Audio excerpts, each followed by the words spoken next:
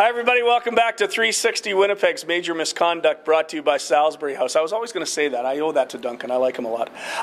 We're here at Assiniboia Downs with Darren Dunn, the CEO and the track announcer and the great voice of racing in this province. And you have all season long called the horses ridden by three jockeys primarily. Paul Nolan, Rohan Singh, and Jennifer Reed. Sure. It's been a remarkable story with 4 days left in the meet. And we're talking here on the Wednesday before the end of the meet.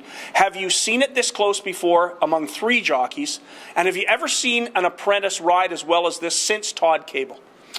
Wow, I'd have to say we did have a close battle with three a couple of years ago, separated by one, literally 70, 69, 68 going into tonight. I got to say, I don't recall it ever being that tight. Jockey-wise, as it relates to apprentice, or in other words, a jockey who's in theory learning, but Jennifer Reed is looking like a veteran more and more every day out there. No, I mean, she is just really, it shocked me how well she's come along this year, off of last year, the growth, the veteran nature of her hands out there, what she's been able to get out of the horses has just been amazing, and most of it with her hands, not the encouragement of a crop.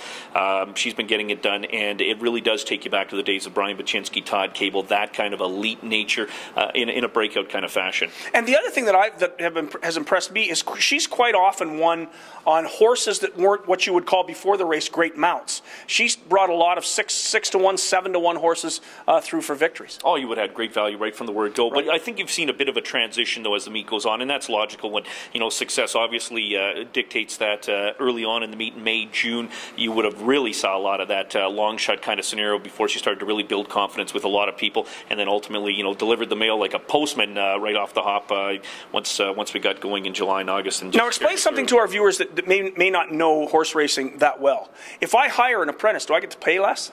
No, not at all. No value in the wallet. The value's in the weight that you get, and it's a weight allowance. So less weight on your back. I mean, if you want to run around that track, you get a feel for it. If you want to throw 5 less pounds on you going around there, you're going to certainly have a little bit. You're going to be lighter on your feet. So that's the advantage. You get a weight advantage, less weight to carry around in the saddle. That's the apprentice advantage. Okay, heading down the stretch. How do you think it ends? How do you think it finishes? Oh, wow. You know what? I mean, I'd have to do the Carson envelope to the head to actually pull that off, because I can't say. I mean, they're loaded for bear, lots of mounts, lots of opportunities.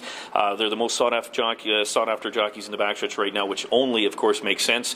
I think it's going to come down to the last day, without a doubt. And, I mean, it literally could come down to the last race. And for that matter, you could throw out there that there's going to be a tie. And I don't think there's been a tie since, I want to say, Larry Bird and Bobby Stewart in, I think, 1973, something to that effect. But a tie is absolutely looming, and if I was going to make a call, maybe that's what I'll say. There'll be a tie. Sensational. We're going to talk more about this season of racing and what to look for next season when we come back on 360winnipeg.ca.